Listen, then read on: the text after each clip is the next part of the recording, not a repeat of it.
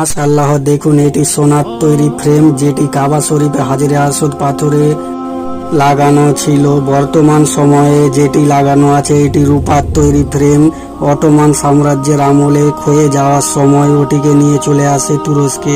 এই যে কাচের বোতলটি দেখতে পাচ্ছেন এটিতে মহানবী সাল্লাল্লাহু আলাইহি ওয়াসাল্লামের কবরের পবিত্র মাটি রাখা আছে।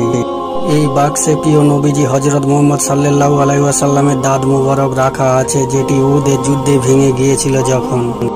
প্রিয় নবীজির জুতা মোবারক এটি। হযরত ইয়াহইয়া আলাইহিস সালামের মাথার খুলির হাড় এটির মধ্যে রাখা আছে। দেখুন প্রিয় নবীজি যেই সব জিনিস ব্যবহার করতেন এই মিউজিয়ামে রাখা আছে। এখানে 24 ঘন্টা কোরআন শরীফ তেলাওয়াত করা হয়। দেখুন প্রিয় নবীজি যেই তীর ধনু ব্যবহার করতেন এটাই সেই তীর ধনু।